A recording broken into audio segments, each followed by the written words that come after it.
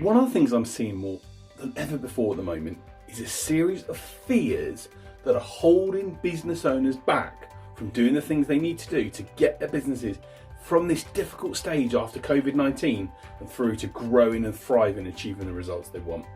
So in this video, I'm going to share with you 3 of the most common sales fears that business owners have, and maybe you're going to recognize them, and I'm going to share with you what you're going to need to do to overcome those fears and ensure your business is growing to the level you want it to. My name is James White. I'm a sales trainer and mentor, a man that's passionate about helping great businesses get great sales results. Let's have a look at the video and look at the 3 common sales fears that are getting in the way and stopping you from achieving what you want to.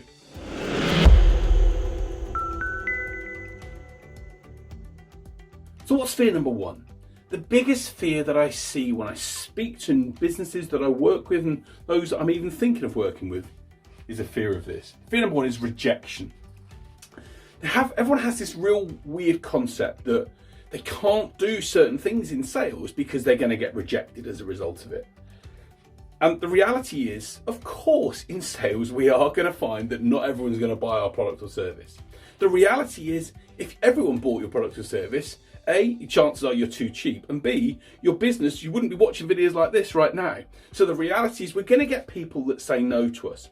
But one of the fears that people have is they have a fear around making mistakes. They fear around they're not sure, they're worried about making a mistake and doing something wrong and saying something they shouldn't do. Or they're worried about someone being on the end of the phone and saying to them, get off the phone, you're an idiot, I don't want to talk to you, who are you? And feeling that they're going to literally be angry and anti them, and they really just panic about that and worry about the impact of that. Or that they're just going to get people saying, no thanks, that's not right for me and not something I'm looking to do and not something I'm interested in. And the reality is, it's going to happen. In sales, rejection is part and parcel of the process. So what are the things that you can do as a sales and business person to deal with that fear of rejection and not let it derail your business plans?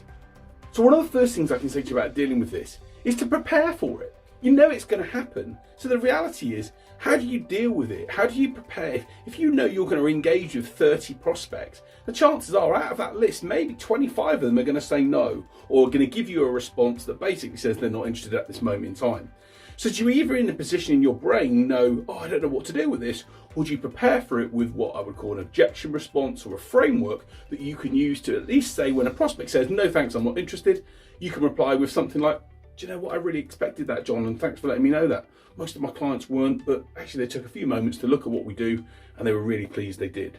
The reality is prepare for that rejection because you know it's going to happen. And then if it doesn't, okay, great, you're in great shape. But the best salespeople know how to prepare for it and then have a response that they can use when someone mentions a word of rejection or no or not right now. The second point that the best salespeople will focus on, and one thing you need to do, is to accept that it's not personal. There's a great quote in The Godfather that says, it's not personal, it's just business. And the reality is, for people that you work with, it's exactly that. They're not in a position where they really dislike you as an individual or think you're an arsehole or someone that they don't want to work with. It's just the fact that, do you know what, it's just business. It's one of those things right now. And at the moment, it's not right for them to be in a position where they work with you or they feel they don't want to work with you at the moment. And that's something you have to accept and not say it's a personal slant on you, but it's just business. Take the emotion out of it.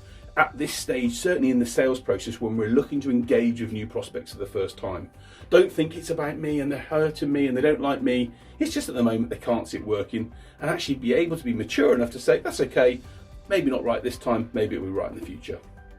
So one of the other elements that you can do to overcome this rejection is see it as a challenge. You know, I was using the example that if you're a mountaineer and you're going to go on Everest and you get to base camp 1, you don't look up at the mountain and go, okay, that's going to be easy. You know it's going to be a challenge. Sales is a challenge. It's one of those things that we have to accept. If it was that easy to create multi-billion-pound businesses, then everyone would be doing it, right? So we have to accept that it's a bit of a challenge and it's something we've got to overcome. And one of the things to be able to do that is to know that you're going to get a few no's. Be prepared for it. Sometimes I even have like a check sheet, for example. I'll put it on a list when I'm doing some prospecting and actually put down, right, I'm looking for 10 no's. Make it a challenge to get to 10 so that you know that it's going to happen. And when you get a yes, you're like, oh, that's got in the way of my progress here. Of course, that type of reverse psychology has to work in a certain way for you, but the value of it is it enables you to see it as a challenge and to not see it as something that's detrimental to you and who you are as a person. And that leads me on to my third point, which is around actually the solution that you offer. Most salespeople tend to focus on themselves when they're selling, and they actually think that the rejection is going to happen because they're focused on themselves and the prospect's not seeing any value for them. Focus on actually giving value to the prospect and giving a solution. Focus on serving and solutions rather than selling. It's going to do you such a lot of good when it comes to winning business in the longer term. So the final part I'd say to you about dealing with rejection is this. A no doesn't change you as a person. And I always use this method in sales, which is I'm in control of what I can control. I can't control other people, their emotions, what goes on. I can't control those elements. I just can control me. And I've made it a decision that I'm not going to let someone else affect me and make my decision and make me feel any worthless or different as a result of things. And my question to you is exactly that. Here's a £5 note, right? I can scrumple this £5 note up. I can literally, there you go, I could write on it, I could do all the things, I could try and rip it, whatever else, but all of these things, I could stamp on it, but at the end of the day, guess what? Still a £5 note, and it's still got £5 worth of value to someone else. So the reality is, from your perspective, is your value doesn't change whether you get a no or a yes. You're still the same person, you're still the great person that you are, and the person that hopefully delivers a great service to your clients. Don't let a no define you. Just make sure that you say to yourself, it's not going to affect who I am. My value is who it is. I've still got that £5 wherever I do with it or crunch it up or whatever. So the reality is you're not going to be affected as a result of the no. It's not going to break you. It's not going to make you. It's just part of the process that you go through. Take that approach in when it deals to rejections, and you're going to be in a far better mental state to overcome the fear and say, I'm going to make these calls and do what I need to do to get my business where I want it to be. So point number 2, and a common fear that most people have, is a fear around this. Reaction. People get themselves so caught up in what's going to happen if they pick up the phone and talk to me. People will talk to someone. They're going to say, what happens if I disturb someone? Or what happens if I appear a bit pushy? Or what happens if they say they don't ever want to speak to me again? Or what happens if they say that I'm an idiot or whatever? And they worry about something and a reaction that's going to happen the other end that stops them from even making a call, or they'll sit down to make the calls and then suddenly put other things in the way to prevent that from happening. And the reality is we're worried about a reaction happening in sales before we've even got to the point of doing that. So what are some of the things you can do to avoid this fear of reaction of selling getting in the way of you making sales progress? So the first point, again, is a similar point to point number 1 when I talked about the rejection issue. It's about preparing for it. If you're prepared and have the right infrastructure in place to know that when someone's going to say, hey, I'm too busy right now to speak to you, that you can say, yeah, no worries at all, put the phone down, or you can say, oh, no worries at all, I totally understand that. Seems like you're busy doing lots of things at the moment. What are proving the most busiest times of the day for you at the moment, and when would be a better time to call? Or you could say something like, I totally understand you're busy, John. Most of my existing clients were.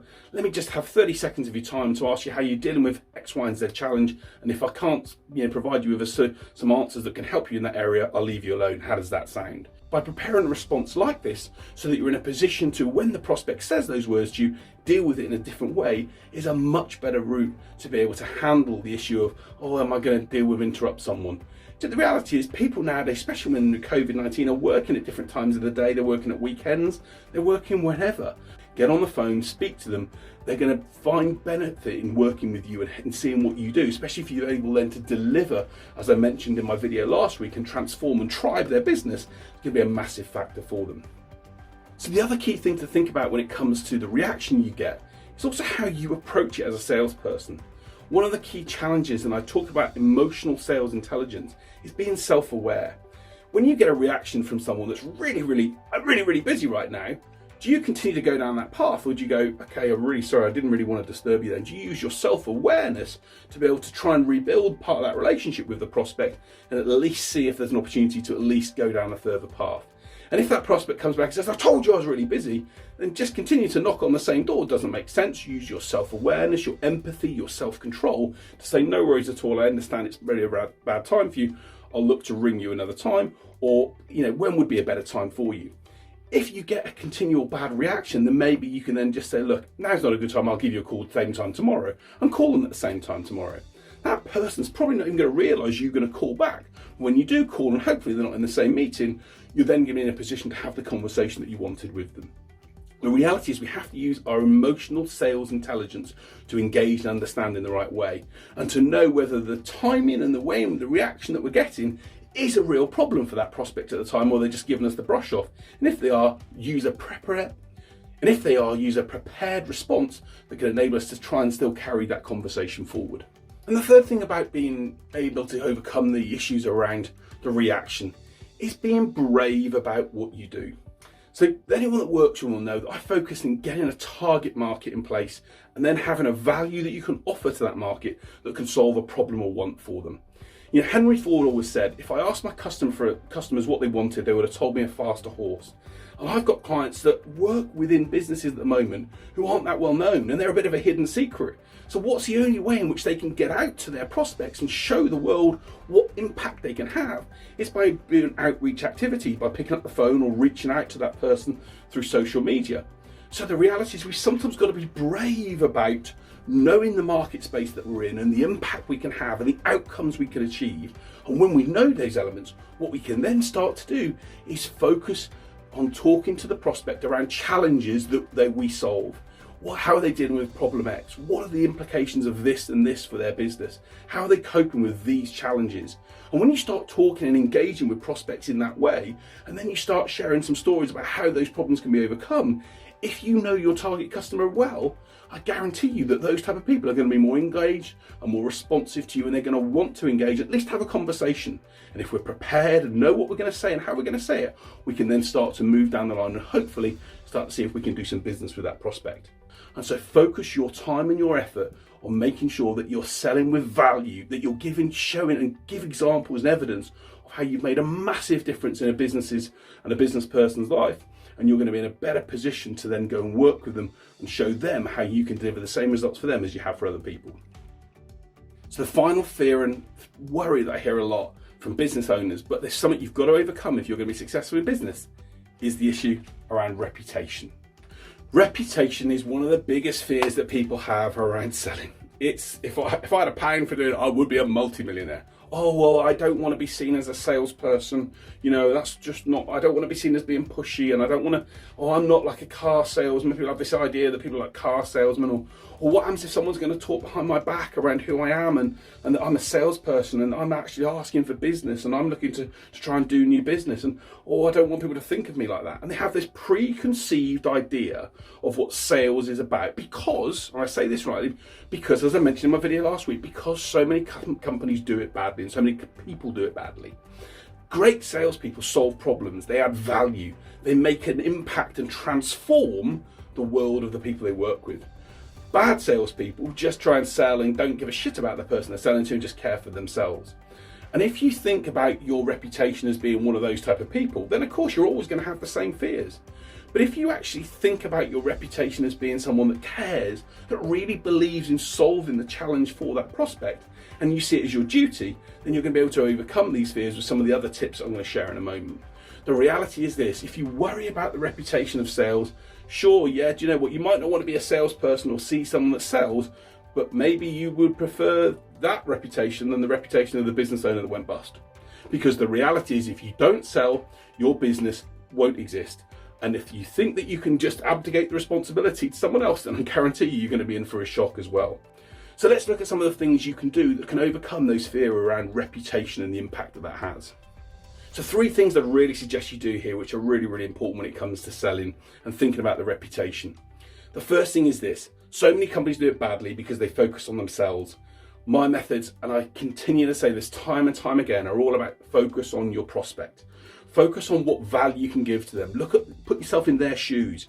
Think, how are they feeling? What impact are they going through right now? Show real empathy in the way you engage and really think like your prospect. And if you do that, rather than necessarily just thinking, I'm going to sort myself out, you're going to be in the first step to getting the right results and not getting people to worry about whether you're a salesperson. They'll just see you as a problem solver, someone that wants to support and guide them and help them, rather than being someone that just wants to sell to them. The second point is then what I call serve rather than sell. When you're in sales, again, our job is to solve problems and wants. So what can we do to make that easier for someone that we don't know? We might have to give them some value. We might have to give them some documents, some guides, some materials that help them see that, oh, wow, I can solve that problem through doing that. Okay, that's useful, that's helpful. Serving, giving value, showing sales value before sales vanity is a great way of making sure that people don't just see you as a salesperson, but someone that really cares and wants to make the prospect's world a better place. I'm a sales mentor, I'm a sales trainer, and invariably, even though I sell, most people don't see me as someone that's just trying to further and fatten my own pockets. They see me as someone that really wants to support and help. And that's because I've built a reputation around serving, providing content, resources. Videos like this are an example of that, of how I will make sure I give as much as I can to support people before I even try and take any money from them. That's my driver, because that's what really drives me, and you've got to have that same drive if it matters to you to really get a great reputation and not be seen as someone that's just interested in their own ends, but really going to serve and look after the prospects they work with. And the third point around the issue around sales reputation is this. There's a little tip I'm going to give you, a little graphic I'm going to show you around what I call the 4 circles in your life. And people generally tend to worry about people that are what I would call at layer 4 and 3, and yet the people at layer 1 and 2 are the people that matter. What do I mean by that? In the event of a major crisis happening in your life, who are you going to call? Who are the people that are your friends, your closest friends, family, people that you care about, that are on the 1s and 2 in your circle of trust and influence and care and life, okay? Who are those people? And the reality is, those are the people that you care about and that you matter, and their reputation, who you want to consider. The people at level 3 and 4, so if you wouldn't call them in the event of a major problem in your life or something massive happened, they'd be on the list to talk to you eventually, but not straight away. Then why worry about their impact right now? They don't affect your life in such a powerful way that you would literally have to call them in the event of a problem. So don't let them affect what people might think or say about you as being a reason for stopping you making sales conversations or outbound activity in order to keep your business going where you want it to. People at layers 3 and 4, yeah, they're important, they're associates, they're people we know, but they're not the people who you should be taking advice and thoughts on and worrying about. They're not going to basically help you in the event of a major crisis. They're on the periphery of your life, and so see them as that, accept that they've got an opinion and a viewpoint, but don't let it affect who you are and what you do. Remember, you have value as a person, and you're about sharing your value in what you offer to the world and getting that message out there. And what we want to see you do from a sales perspective is share that message with the world and get what you can offer out through to people. Don't let people who are on the periphery of your life start affecting you and start getting you worried about reputation, when in reality, they don't really make a massive difference in your life. So there are 3 fears that people have about sales that are on a real ongoing basis, and I see it a lot. And hopefully I've given you some ideas and pointers on what you can do to solve those fears and really make sure that you don't let those fears get in the way of you making progress. The realities in business, I always say, is we have 2 options. We can either swim and thrive and progress and grow we want to, or we end up going out of business and failing, and the ignominy and the failure element and struggling. And I've been there as a business owner. I know what that feeling's like. I'd much rather make an outbound call or do something with someone from a sales perspective than be in a difficult situation with a business and not know where to turn. The reality in sales is this: sales is king. It's the number 1 thing you have to do in your business if you're to survive. And yet, if you don't overcome these fears and these things that stop you from doing what you need to do on a day-to-day basis to make business and to win new clients, then you're going to see your business drop and get affected. And potentially the end results could mean that you don't have a business anymore.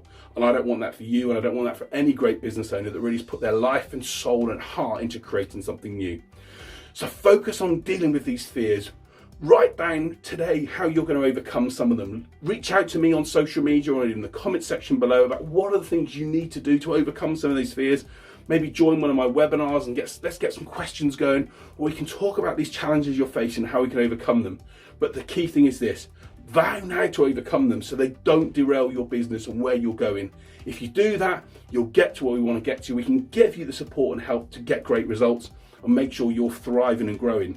But if you let these fears get in your head and stop you from doing things, I guarantee you the end result is worse. It's going to not look pretty, and you're going to feel a hell of a lot worse when you're a business owner that's gone bust.